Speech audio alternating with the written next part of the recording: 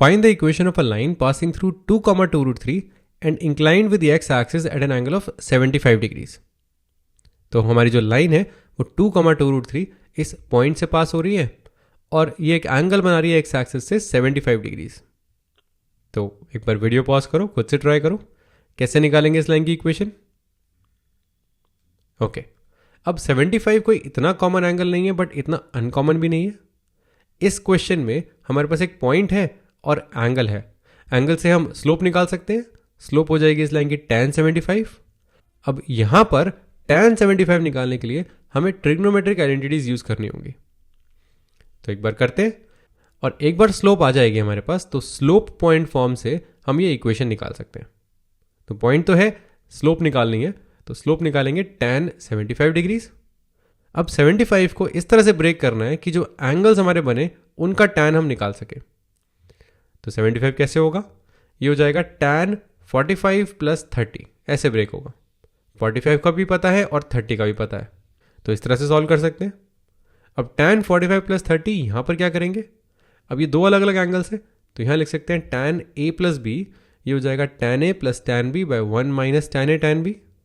a की जगह 45 और b की जगह 30 डालना है, तो tan 45 प्लस 30 ये हो जाएगा tan 45 plus tan 30 by 1 minus tan 45 tan 30।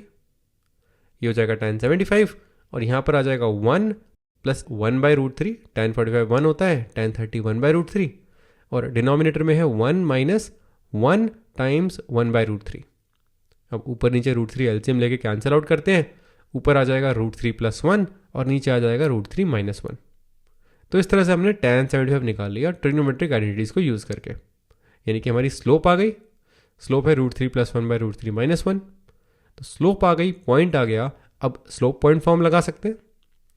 Slope point form होती है y minus y1 equals to m times x minus x1। यहाँ x1 y1 ये पॉइंट है और स्लोप हमारी m है, तो वैल्यू डालते हैं। ये हो जाएगा y minus 2 root 3 equals to root 3 plus 1 by root 3 minus 1 times x minus 2।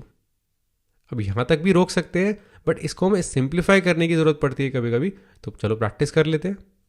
Cross multiply y minus 2 root 3 times root 3 minus 1, ये बराबर है root 3 plus 1 times x minus 2 के। अब इसको एक्सपैंड करते हैं, इस चीज़ का ध्यान रखते हुए कि x और y हमें अलग अलग चाहिए।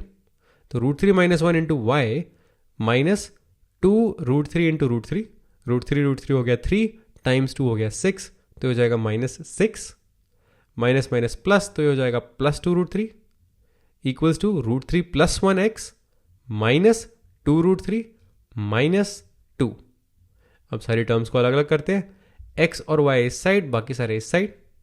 तो ये हो जाएगा root 3 plus 1x minus root 3 minus 1y और इस तरफ आ जाएगा 2 रूट 3 प्लस 2 रूट 3 यानी कि 4 रूट 3 माइनस 6 प्लस 2 यानी कि माइनस 4।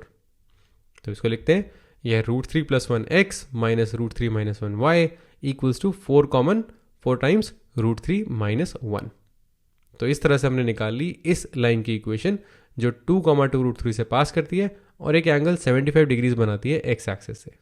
और इसी तरह ऐसे कोई एंगल्स आते हैं 75 की जगह अगर मान लो हमारे पास 15 डिग्रीज होता तो हम tan 45 माइनस 30 यूज़ कर लेते।